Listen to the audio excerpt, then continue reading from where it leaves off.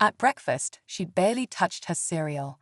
Her mom noticed. "You okay, sweetheart?" Emily hesitated, the words sitting on the edge of her tongue. She could tell her mom everything. The cops, the bag, the way they acted so guilty. But something inside her stopped her. What if she was overreacting? What if they really hadn't done anything wrong? If she told the wrong person, and those cops found out, would she be in danger? "I'm fine," she mumbled, stirring her spoon around the bowl. Her mom gave her a curious look but didn't push. At school, Emily struggled to focus. The teachers taught, but their voices blurred together in the background. The only thing she could think about was that patch of dirt in the woods. By lunchtime, she had made up her mind. She needed to go back. She needed to see what was inside that bag. She waited until school let out, then ran home, grabbed a small garden shovel from the garage, and stuffed it into her backpack. Her stomach knotted with nerves as she slipped into the woods, following the same path as the night before.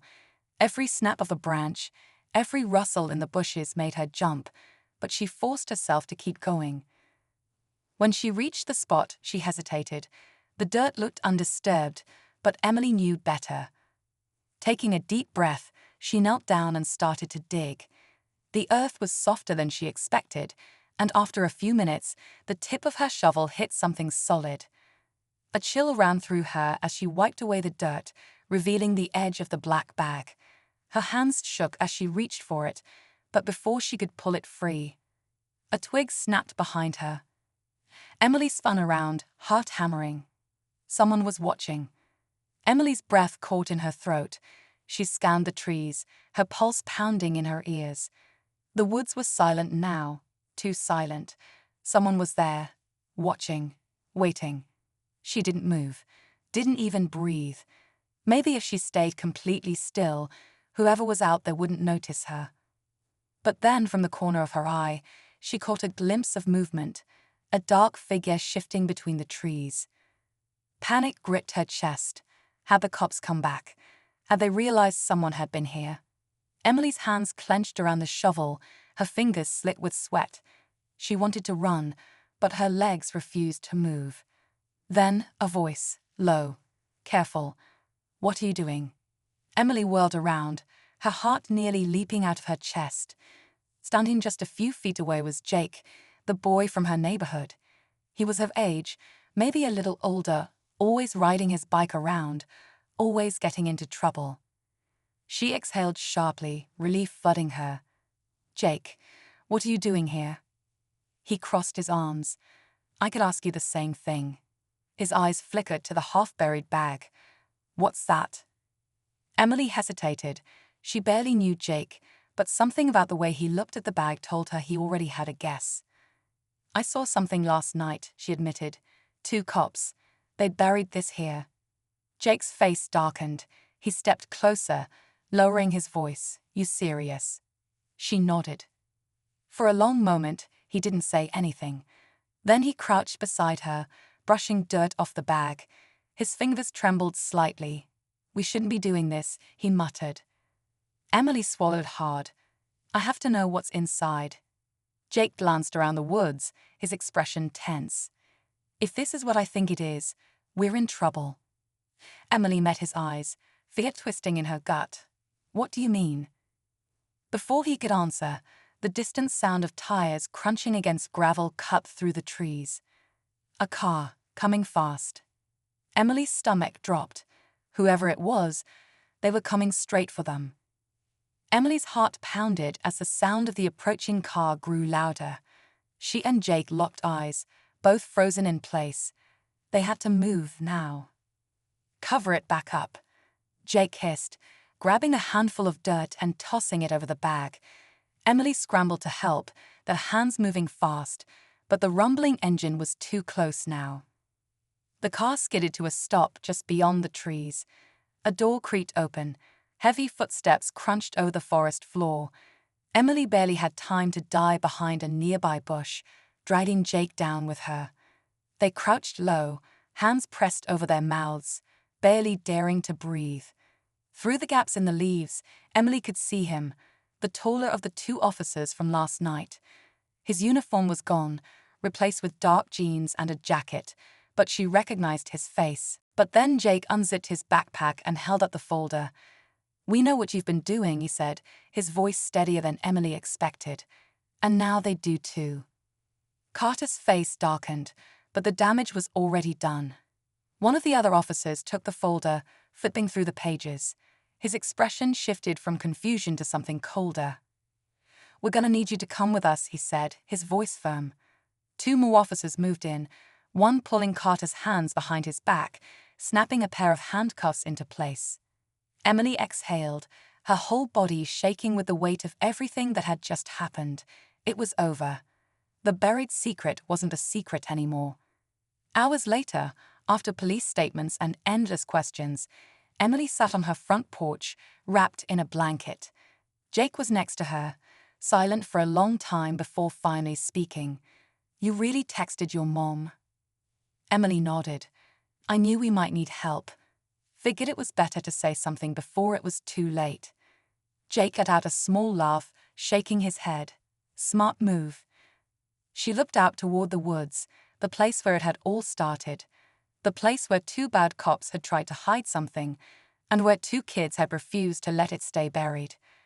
Emily didn't know what would happen next, but one thing was clear: some secrets don't stay hidden forever.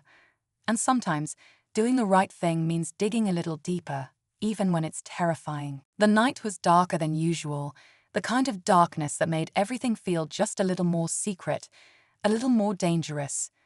The wind whispered through the trees, rustling the dry leaves on the forest floor. But it wasn't the wind that had drawn little Emily out of bed that night. It was the sound of car doors slamming shut, deep in the woods behind her house. She wasn't supposed to be out this late, not alone, and definitely not hiding behind a tree, spying on strangers. But something about the way the two men moved, the way they kept glancing over their shoulders, made her stomach twist with unease. She could barely see their faces under the glow of their flashlights, but she caught a glimpse of something shiny on their belts. Badges. Cops. Emily should have felt safe knowing they were officers, but she didn't.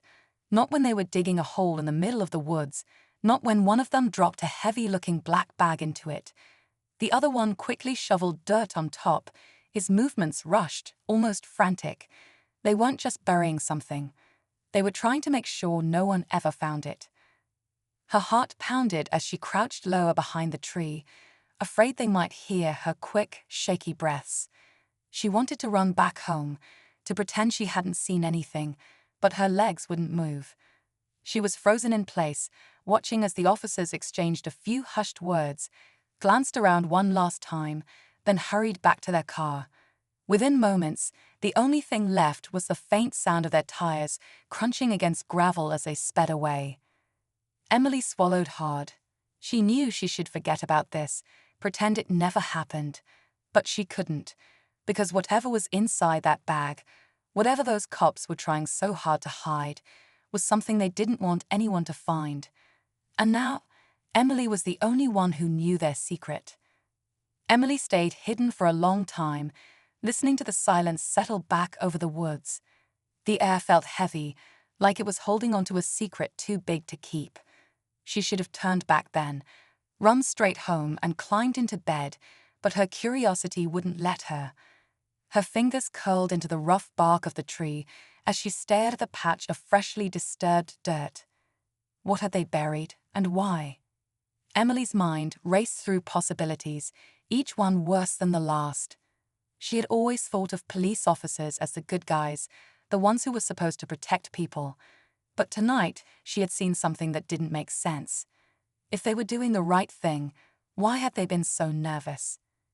Why had they kept looking over their shoulders like they were afraid someone was watching? The thought sent a shiver down her spine. What if they had seen her?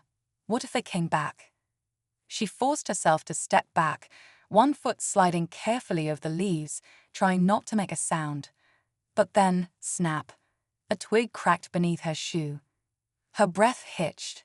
She froze, waiting, listening. But there was nothing. No voices, no movement, no headlights cutting through the trees. The officers were gone. Still, she didn't dare stay any longer. She turned and ran, her feet barely touching the ground as she darted through the trees, back toward the warm glow of her house in the distance. She didn't slow down until she was climbing back through her bedroom window, heart pounding so loudly she was sure someone would hear it. Lying in bed, she stared at the ceiling, her mind spinning. Should she tell someone? Her parents? No, they wouldn't believe her. Adults never did. Maybe she should just forget about it. But she knew she wouldn't. Because whatever those officers had buried out there, it wasn't meant to be found. And somehow, that made Emily want to find out the truth even more. The next morning, Emily couldn't shake the feeling that she had seen something she was never meant to. Every time she closed her eyes, she pictured the two officers standing in the moonlit clearing, shoveling dirt as if their lives depended on it. The memory clung to her like a shadow, refusing to let go, and he didn't look happy. He stepped toward the buried spot, his boots inches from where Emily had been digging just moments ago. His eyes swept over the disturbed dirt, and his jaw tightened. He knew. Emily clenched her fists, willing herself to stay still. Her entire body screamed at her to run, but one wrong move, and he'd see them. The officer reached into his pocket and pulled out his phone. His voice was low, sharp. "Someone's been here." A pause. Then, quieter but full of tension, "No, not yet. But if they come back, I'll take care of it." Emily felt Jake stiffen beside her. She didn't know what take care of it meant, but she had a bad feeling they didn't want to find out. The officer scanned the woods one last time, then turned and stalked back to his car. The engine roared to life, and within seconds, he was gone. Emily let out a shaky breath. "We have to get out of here." But Jake wasn't looking at her. His gaze was fixed on something in the dirt. "The bag," he whispered. He didn't take it. Emily's stomach twisted. The officer had come to check on it, but he hadn't dug it up. Which meant whatever was inside was still there. And for some reason, he needed it to stay hidden. Emily's hands trembled as she and Jake stared at the half-buried bag. The officer had been here, had seen that someone had found his secret, but he hadn't taken it. That meant whatever was inside was too dangerous to move, even for him. Jake swallowed hard. "We should go." But Emily shook her head. "Not yet." She dug faster now, pushing away the loose dirt until the bag was free. It was heavier than she expected, the material stiff and thick, like it had been sitting there for a long time. She hesitated, then unzipped it. Her breath caught. Inside were stacks of money, thousands, maybe more. But that wasn't what made her stomach twist. It was the folder tucked beside it, its edges worn and crumpled. Jake reached for it first, flipping it open. Inside were photos, dozens of them. Some looked like surveillance images, others were documents with names and dates. But what made Emily's skin go cold were the pictures of people, ordinary people, caught in moments they probably never realized were being watched. Some of the photos had red X across them. Jake's face was pale. "This is bad," he muttered. "Really bad." Emily didn't need him to explain. Whoever these people were, the cops had been keeping tabs on them for a reason. And some of them weren't around anymore. Suddenly, the sound of footsteps pounded through the trees. Fast, coming straight for them. Jake stuffed a folder into his backpack. "Run." Emily didn't hesitate. She turned and sprinted, her heart slamming against her ribs. Behind them, a voice shouted, a deep, angry roar. The officer. He had come back. Branches scratched against Emily's arms as she and Jake weaved through the trees, desperate to reach the edge of the woods. The sound of footsteps closed in. Closer. Closer. Then, blinding blue and red lights flashed ahead. Sirens. More cops. But these weren't the ones from last night. These weren't the bad ones. Jake skidded to a stop, breathing hard. "How?" Emily's hands clenched around the bag. "I texted my mom," she whispered. "Told her something was wrong." Before Jake could respond, the officer chasing them burst through the trees, only to be met with the stunned faces of his own fellow officers. And just like that, his secret was no longer buried. For a moment, everything was still. The officer, the one who had chased them through the woods, stood frozen under the flashing red and blue lights. His jaw tightened, his eyes darting between Emily, Jake, and the other officers who had arrived. He knew it was over. One of the uniformed cops stepped forward, hand resting near his holster. "Detective Carter," he said slowly, "mind telling us what you're doing out here?" The officer, Carter, lifted his hands slightly, like he was weighing his options. Emily's chest tightened. Would he lie, try to cover it up?